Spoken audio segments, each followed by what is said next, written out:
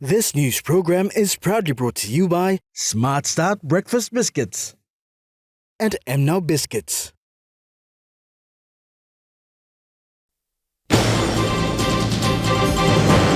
Albanese pays respects to late Grand Chief Sir Michael Sumare.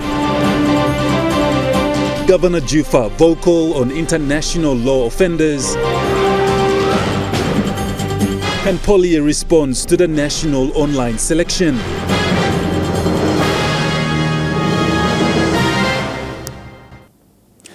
A very good evening. This is National EMTV News. I'm Godwin Eki. Thank you for joining us. Australian Prime Minister Anthony Albanese arrived in Wewak this morning to a very rousing welcome at Boram Airport. He was there to pay his respects to the late Grand Chief Sir Michael Sumare at his final resting place up at Krea Heights. Prime Minister James Marape and his Australian counterpart Anthony Albanese visited the resting place of the late former Prime Minister of Papua New Guinea, late Grand Chief Sir Michael Sumare, to pay their respects after getting off the plane at Boram Airport. Both Prime Ministers made a short stop over at Krea Heights in Wewak and laid their wreaths and also signed a visitor's book and placed it at the tomb area. The visit is the second part of the 2 days Australian Prime Minister's official visit to PNG. Prime Minister Albanese purposely requested to visit the East Sepik province to pay his respects to the founding Prime Minister of Papua New Guinea. Mr. Albanese also planted a coconut to signify his visit to the burial site. They left to visit the boys' town at Mission Hill before heading to Moya Mahami Barracks to visit the new accommodation buildings which were recently built. He then attended a luncheon which was hosted by the East Sepik Governor Harlan Bird at the officers' mess at Moyam Barracks. He then proceeded on to visit an art and craft market at Boram before returning to Port Moresby, then on to Australia. Sharon Engnui, National EMTV News. Oro Governor Gary Jufa today on the floor of Parliament set the tone by sharing a statement highlighting that lack of law enforcement to expatriates calls for serious collaboration from stakeholders. He made this statement following an article released by one of the dailies regarding an expatriate being freed after being found guilty of being in possession of dangerous drugs. Concerns that I just wish to raise here. Governor Jufa emphasized that such sentence is very serious, exemplifying that in other countries they take drastic steps to address such. Governor Jufa emphasized that this is attracting some very bad people into the country who will be taking advantage of this weak situation or laws that does not exist or have existed but not enforced. He said this is an insult to the people of this nation.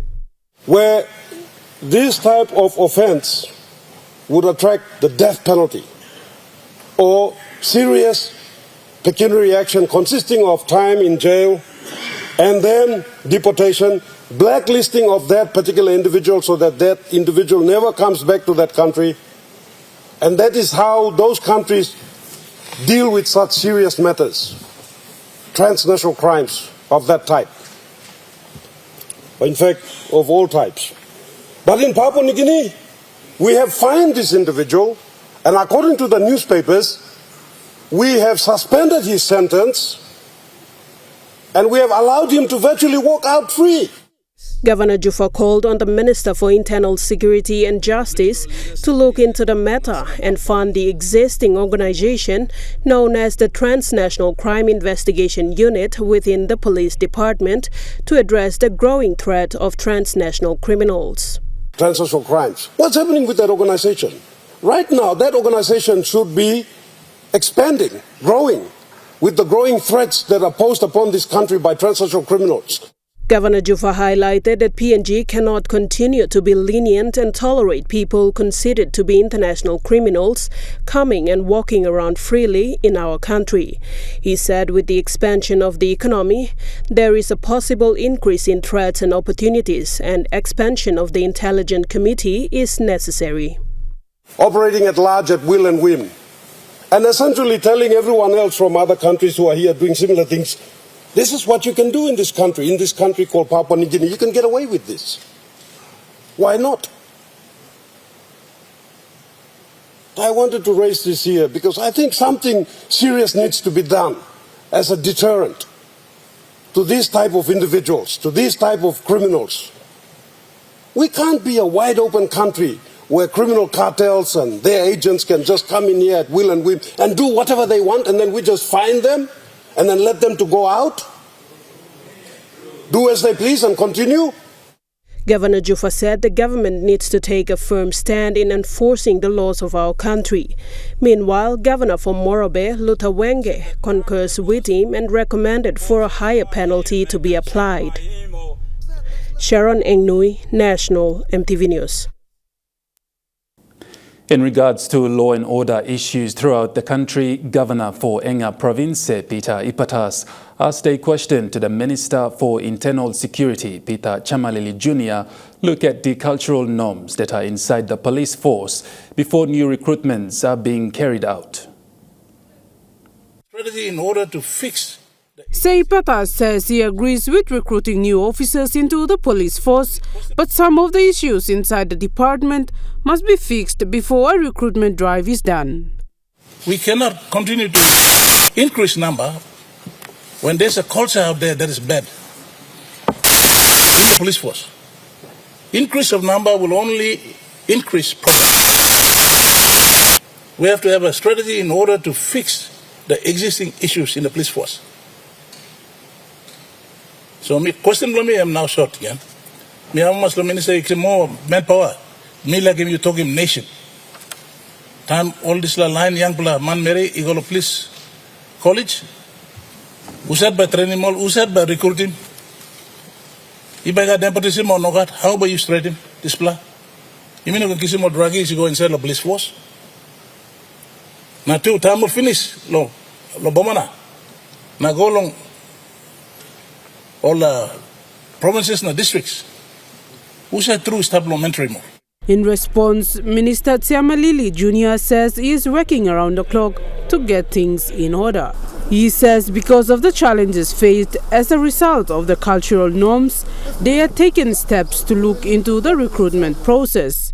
Na mila game you comfort to now people now leaders blow me also. Because of the challenges that you may face him one time, this culture that we are confronted with today, the first step that we've taken as a force is to distance the process of recruitment. We have independently given it outsourced it, so that we are arm's length to influencing those that we want to get into the force. He says they have compromised for far too long and the time has come to take a stand. Governor for Morobe, Luther Wenge, also asked the government to look into recruiting young, energetic, disciplined Papua New Guineans to serve in the police force. One penis, plenty policeman or lap one penis. Why you keeping plenty lap one police staff? This is law and order. Travel and what young man say make him. You know, old man make him. Young man make him. Now you need more recruitment young man by coming inside to fight against the young man. Young man versus young man. That's why you may train him all policeman and more skilled, disciplined young man. He says those that have reached the retirement age should be removed from the police force. Samantha Solomon, National EMTV News. Minister for Higher Education and Sports, Don Pollier, today on the floor of Parliament, responded to questions that were raised regarding the national online selection. These questions were raised by the member for Kirawina Goodenough and Deputy Opposition Leader Douglas Tomuriesa on Tuesday. The questions include why students scoring high GPAs were not selected and students selected against their preferences, why students with required GPAs are placed in the selection pool, and questions for the minister to confirm if there is academic fraud with the selection and asked for a review with the selection system. Minister Pollier said the selection system provides information for each program with clear and distinctive requirements. Please note that GPA is not the single requirement considered as a factor in program selection ranking. Selectors at institutions of higher learning and universities inserted into the system use complex ranking order in the round of selections. And finally, for the first question, institutions of higher learning and universities set up criteria to ensure that their students reach the highest academic competencies during their studies. Minister Polye objected to claims of students being selected not according to their choices, highlighting that it is impossible for the system. He highlighted that the system is selecting students who are meeting the requirements of the institutions. Students who met the required GPA are placed in the selection pool for the following reasons. First reason, they did not meet all the requirements and criteria for the university or higher education institution they applied to. And second reason is there were students with higher GPA, and because of limitation related to space available, they're not selected, and some of the answers I've given earlier. The national online selection is digitalized, and Minister Polye refuted questions raised implying academic fraud. There is no academic fraud in the national online selection system or the national application system, Mr. Speaker, because of the following. There is a digitalized program which is specifically designed and developed for our universities and all higher institutions in Papua New Guinea, which considers subject combinations, spaces available, criteria established by the institution, and GPA required. Minister Polye added that no system is perfect and there is always space for improvements, and announced that he will work with institutions to put together ideas to review and improve the system from the current status quo. Sharon Engnui, National EMTV News. The Minister for State-Owned Enterprises, William Duma, urged all the members of Parliament to help fund the WASH program that was initiated 3 years ago to meet the needs of safe water for consumption for the rural population. He made this statement following a question raised by the member for Abau, Sepukatemu, today in Parliament in terms of making safe, clean water available for the rural population of PNG. The member for Abau believes that as a nation, we are not yet well organized with regards to water security in rural villages. He mentioned that Water PNG is focused on profit-based water services, mainly providing services to cities. Temu's recommendation to the Minister for State-Owned Enterprises is to establish a Rural Water Services Commission so that this agency can specifically look at the non-profit making component of water services in our country. We focus on the closest places, urban cities for water, power, communication, etc., because it's easy to do those things. Meanwhile, Minister Duma explained that the WASH program was introduced to extend the provincial water supply from the main centers to the rural areas or even from specific locations within these villages to provide clean and safe drinking water to the affected communities.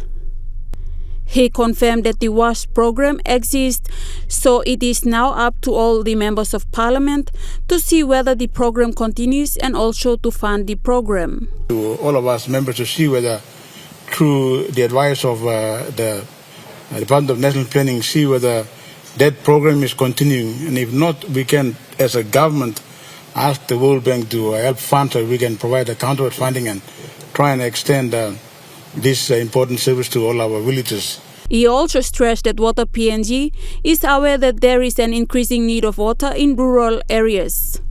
Duma said he is ready to work with members of Parliament to make sure that people in the rural areas get access to safe drinking water. Water PNG will do its part by trying to provide water to the areas which are near the urban center of Port Moresby and other urban centers right throughout the country. Esther Gane, National EMTV News. National EMTV News continues after the break. Stay with us.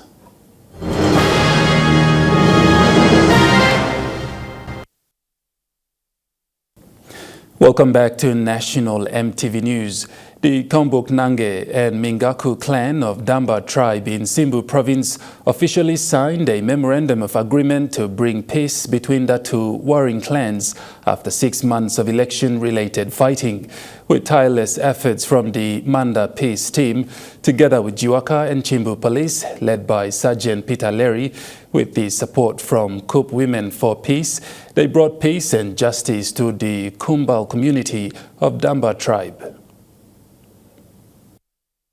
Due to political reasons, the fight escalated, resulting in 6 deaths, destruction and loss of properties, displacement of families, education and health services were disrupted, and the main Kumbal market was closed.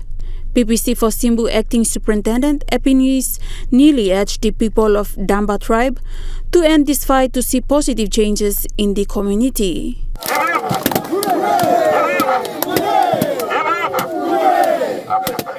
Despite limited funding, the peace ceremony was a success, and both clans united again as one tribe, which is the Damba tribe. Estagane, National EMTV News. All companies operating in respective provinces in Papua New Guinea have been urged to register residents. Acting Registrar General of the PNG Civil and Identity Registry, Noel Mobiha, said this would help them to work transparently in their respective provinces. He made these remarks after witnessing the official opening of the NID office in Kiunga, Western Province this week. You come to PNG, landowner inside the footprint play you, then you work in mine play you, or you work in money business play you. You must work in business play you, registering all these people. No can rely on the district or provincial government. You must help in this country. So this laptop is in Metro Met, so making registry and work for me, authorize him to solve. Bormanik sim paper na, niflex him upload him. Deputy Prime Minister and Minister for Lands, Physical Planning and Urbanization John Rosso told Parliament today that the Incorporated Land Group, or ILG Amendment Act, will be reviewed by the government. Rosso stated this while responding to the member for Chuave, James Nomane, who asked if the government will continue to use the Land Act. Divine Word University journalism student Edson Kuso reports. The member for Chuave said the state owns less than 4% of land, while the bulk of it is owned by traditional landowners. Thus, it is an impediment to investors. For clarity, as we push for development in Chuave with our customary landowners, if the good Minister for Lands and Deputy Prime Minister can confirm whether we will continue to be using the Land Incorporation Amendment Act 2009, otherwise known as the ILG Act, or whether we will be repealing this act and replacing it with something else. Thank you, Mr. Speaker. In response, the Deputy Prime Minister said the ILG Act is good, but there are some loopholes. Rosso added that many educated people have abused the act and have cheated actual landowners in rural areas. It has been abused grossly by a lot of people, especially our intellectual ones in our rural communities. Some of them have used our people to register ILGs and have taken ownership of that land off our people from the villages who are left with no ownership rights. So currently, Lands Department under my tenureship is looking at amending it to find a more suitable option so that it can be able to ensure that our land is not misused by people. Rosso went on to add that the government will now look into amending the ILG Act and will come up with something better to save the landowners. Edson Kuso, National EMTV News. Member for Yalibu Pangia Peter O'Neill has expressed his grievances on the floor of Parliament today regarding the country's economy. The former Prime Minister said the cost of living has gone up, making it difficult for the citizens of the country. Member for Yalibu Pangia Peter O'Neill noted that the price of basic goods and services have gone up, causing citizens of the country to struggle on a daily basis. He asked the government to look at this situation and establish a price support to lift the burden off from the people. Today, the prices are continuously been driven upwards almost on a weekly basis. If you go shopping, you will see basic goods that our people, depending on our prices, are too high. When is the government going to establish the Price Controller's Office? Mr. O'Neill said while the price of basic goods increased, the wages of workers have not changed to meet the high cost of living. He said the minimum wages rate must be reviewed. Wages has not increased.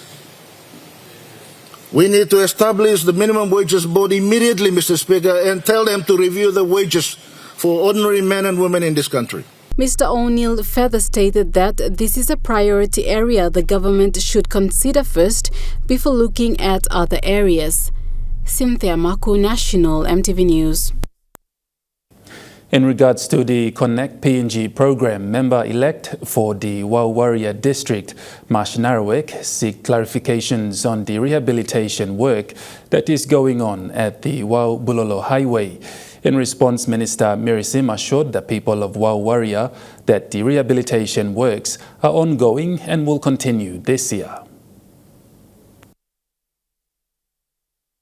Before asking his question, Mr. Narawek says the Wau Bulolo Highway has been serving the people of the district for the last 70 years. It has been there pre-independence and it is still serving the people of the district to date. The launching of the rehabilitation work was officiated by Prime Minister James Marape and the former Bulolo MP, late Sam Basil, in June 2021. He asked the Minister for Works and Highways as to why the rehabilitation work for the highway stops at Bulolo and not going all the way to Wawaria district. It is a national highway and starts at 9 Mile at the Huon Gulf district in Morobe province and ends in Wau town, in the new Wawaria district. Where's the people of Wawaria? Why have we been neglected or missed out in this rehabilitation program? Minister Mirisim responded by saying the rehabilitation work is still going on and it will continue to the Wawaria district. And people by continue to extend him because delay been coming up now. So display here, and people extend him display road lo start lo Wau na go kata lo Bulolo. Bulolo mi bla sabo se one bla Nupla district. Bulolo bad Wau Waria hem Nupla district na two display road and by finish lo Wau. So display road em is sabo sem. Road to mi Longwell Greek na tupla contractor is finish. But mi bla start lo Bulolo na go lo Wau. Emba mi bla putim na lo tenda lo. Sidna bla contractor lo start lo. Bulolo na go finish him lo Wau. So lo display ya and then lo connect PNG because I'm counterpart funding. So me like sorry remember one the more people blow Wau worry house them. Display ya emba go lo tenda from blast lo Bulolo na go talo. Minister Mirisim says the highway is a bit long and they need one more contractor to join the two contractors that are already engaged to complete the work. Samantha Solomon, National EMTV News. And now looking at the Nest Fund market report, the Kina closed unchanged at $0.2840 in the interbank market. At Bank South Pacific, your Kina was buying $0.2765 $0.3934 Australian dollars, $0.2473 euro, 35.29 Japanese yen. Looking at commodity prices at New York closed, gold is trading lower, coffee closed higher, cocoa closed higher, copra closed lower, palm oil closed lower, crude oil is trading lower, and copper closed higher. On the stock market, the Dow Jones closed higher, the ASX 200 is trading higher, and the All Ordinaries is trading higher. National EMTV News continues after the break. Stay with us.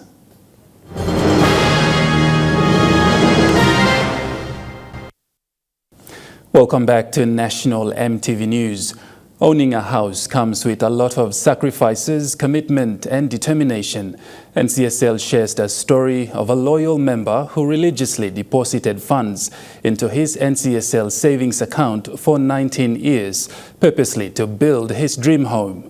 Ignatius Donmai from Buno village along the north coast of Medang province has built his dream home just by saving with NCSL for 19 years. Ignatius said he has been saving with NCSL since it was established in 2003. He said he had benefited a lot from NCSL's services and product offerings, which are easily accessible. With a strong savings culture, Ignatius was also able to put his son to a private school in Port Moresby using his savings with NCSL. This is the power of having a healthy savings culture. And moving overseas now, the Western Australian government in Australia says a significant amount of food supplies will be delivered to the Kimberley region as some communities remain isolated by catastrophic flooding. And he joins us now. Ted, g'day once again. So our top line on the flood situation there today is that plans for ongoing food supply. When we've been chatting to you over the last week or so, up until now, you've been saying the locals there have been pretty happy with the effort to keep supplies up. Yes, that's right, but it's not just food that's the issue. The leader of Derby, now Derby wasn't affected by the flood waters, but the township remains cut off. It just sits north of where the Fitzroy River enters the sea. And because of it remains cut off, Joe. Sorry, you just said something, Joe? Yeah, no, just say yes. So Derby's cut off. Yes, that's right. So because Derby's cut off, barges have to go around the coast to deliver essential food and fuel, and hopefully the first one will arrive this weekend, because locals complained to officials last night. They were really worried that food and fuel will run out. They're also worried, Joe, about antisocial behaviour and disruptive behaviour from some of the evacuees. So they've actually banned takeaway alcohol sales in Derby. Unfortunately, this measure occurs common in the Kimberley because of entrenched social issues, but it does still really frustrate people. And also, the leader of Derby said a lot of teachers from Derby went home to Perth for the Christmas holidays, and their cars will need to be barged in as well. And because of that, we've just found out that the road to Derby, it could be many months before that's fixed.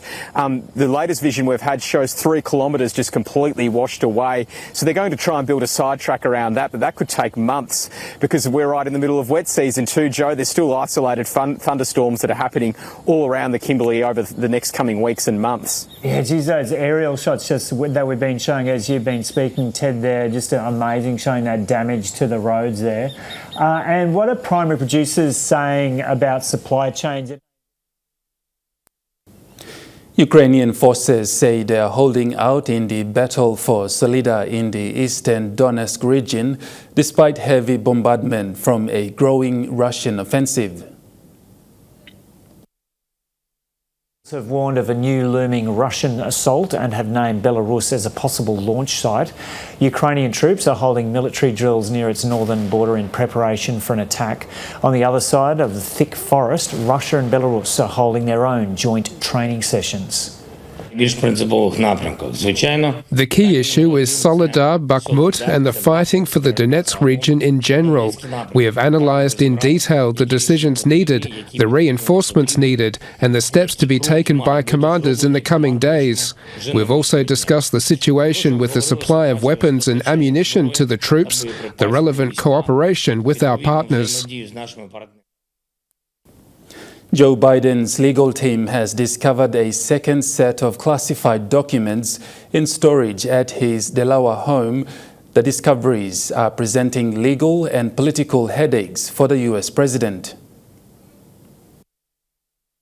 What we've heard from the Attorney General Merrick Garland is that he believes the circumstances are such now that he needed to appoint a special counsel to probe exactly how these classified documents came to be held in the private residence of Joe Biden and at an office that he had previously used. A special counsel is someone who is semi-autonomous within the Justice Department setup, although they still have, they are still eventually responsible to the Attorney General. The Attorney General still has oversight of them.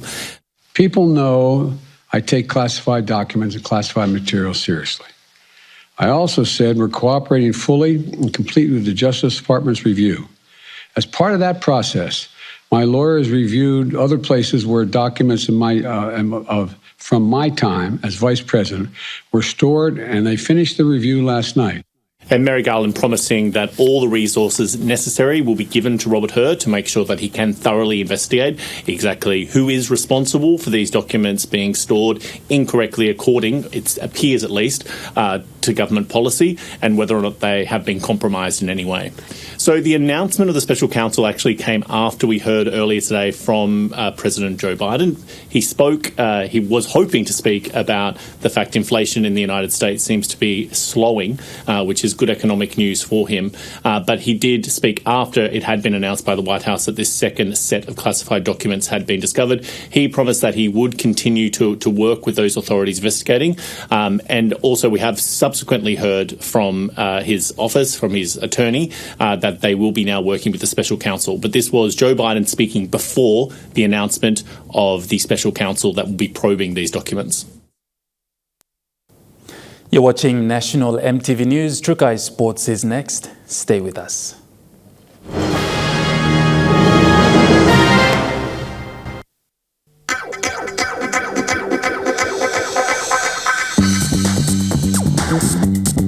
Trukai Sports.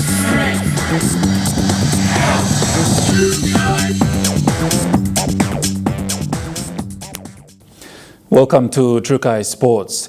Hohola off-season rugby league games were deferred to a later day following heavy downpour today. Round 10 matches of the Hohola off-season rugby league games was affected by heavy rain today, where games were deferred to a later date. If the weather permits, tomorrow the games will resume as normal for the round 10 matches to take place. An event also supposed to take place in round 10 is the Hohola off-season Rugby League Blues and Maroons match between the two top teams in the competition. This match will be round 2 of the Blues and Maroons tournament, with the last round to be played just before the Hohola off-season reaches its grand final. Following this event, Hohola off-season tournament will also see in the near future one of its top teams compete with the Vipers development team. The aim of this challenge with the Vipers development team is to identify potential young talents to be scouted into the Vipers development team from Hohola off-season league. Since the deferral of the Governor's Cup tournament on Thursday due to wet weather, the tournament is now cancelled for an indefinite period until a further notice is released from the tournament director as to when the games will resume. The resumption of the games will see the tournament play its quarter-final matches, where top 6 teams will compete for the top spot. Meanwhile, towards the grand final of the tournament, when the games will resume, a curtain raiser match will be played by the only 2 female teams registered this year to open the grand final match between the top 2 teams.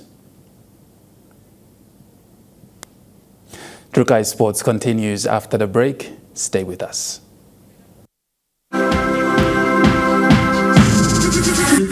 Trukai Sports. You're watching Trukai Sports. In overseas sports, the Melbourne Stars have upset the Adelaide Strikers to climb off the bottom BBL table. As Nathan Coulter-Nile led the way with 3 for 17, Adelaide all out for just 108. Tom Rogers top scored in the run chase for the Stars with 51 of 45, Melbourne reaching the total in the 15th over.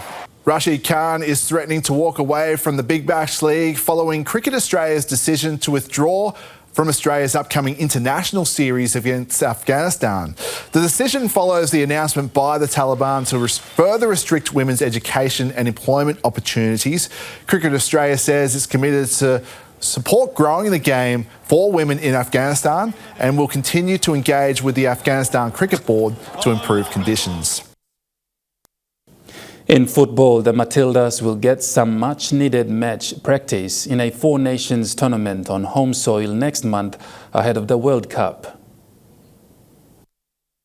New South Wales will host the Matildas when they play the Czech Republic, Spain and Jamaica in 3 double headers in the Cup of Nations. The first 2 rounds will be held in Gosford and Sydney before the overall winner of the tournament is crowned after the final 2 matches in Newcastle. This tournament, it's about a rehearsal to the World Cup.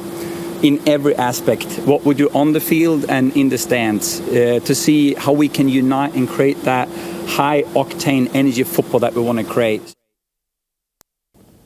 NFL player Dimam Hamlin has been discharged from a Buffalo hospital and is home after suffering a cardiac arrest during a game. Rehabilitation at home and with his team. The 24-year-old was released on Monday from the University of Cincinnati Medical Center, where he had been under care after suffering a cardiac arrest on the field during a game. He was transferred to the Buffalo General Medical Center that same day. Here's what Buffalo Bills coach Sean McDermott had to say on Hamlin's return home. I'm sure it's felt like a long time since he's been able to be home naturally there, and I'm sure it's a great feeling. And yeah, we'll leave it up to him. You know, his health is first and foremost on our mind as far as his situation goes, and then when he feels ready, we welcome him back as he feels ready. And that ends True Kai Sports. The weather report is next. Stay with us. True Kai Sports.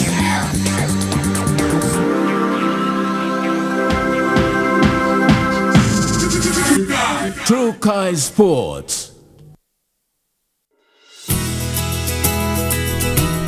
This weather update is proudly brought to you by MoniPlus, with you always.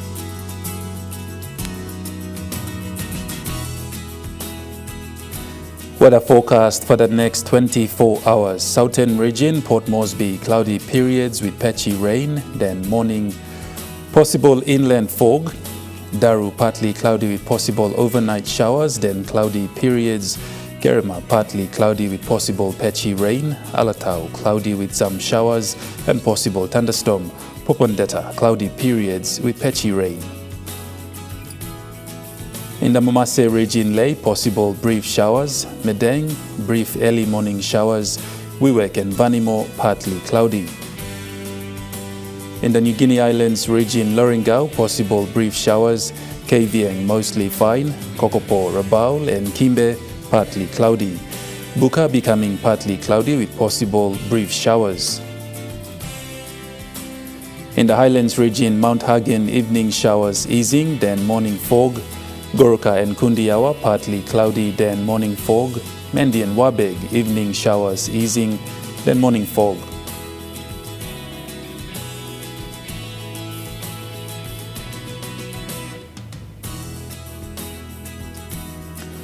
Waters of southern PNG Indonesian border through Torres Strait to Daru to Kerema to Yule Island to Hood Point to Samurai Islands, seas 0.5 to 1.3 meters. Waters of Samurai Islands to Cape Vogel and eastern and western Milne Bay Islands, seas 0.5 to 1.3 meters. Waters north of Cape Vogel to Yuen Gulf to Finschhafen, seas 0.5 to 1.3 meters. Waters of Finschhafen through Vitis Dampier Straits to Siasi Long Islands, seas 1.5 to 2 meters. Waters north of Long Island to Medang to Wewak to Vanimo and northern PNG Indonesian border, seas 0.5 to 1 meter. Waters of Manus and its western group of islands, seas 0.5 to 1.3 meters. Waters of New Island to New Britain and Bougainville, seas 0.5 to 1.5 meters.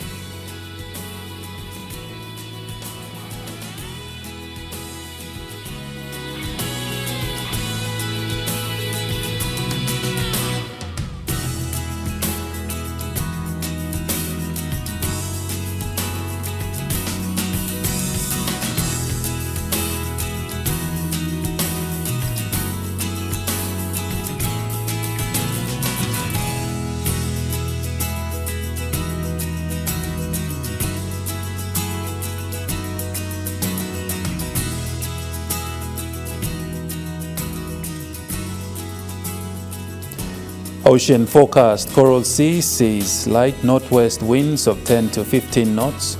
Solomon Sea sees slight to moderate northwest winds of 10 to 20 knots. Bismarck Sea sees smooth to slight northwest winds of 5 to 15 knots. And Pacific Ocean sees smooth northeast to northerly winds of 5 to 10 knots.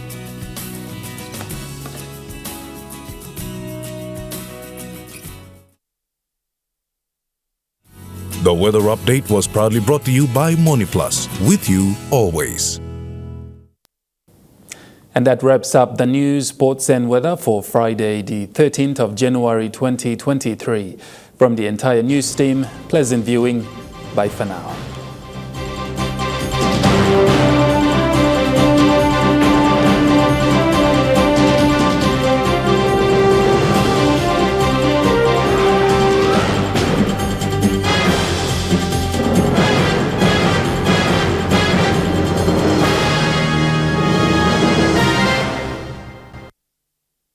This news program was proudly brought to you by Smart Start Breakfast Biscuits and Gold Nuggets.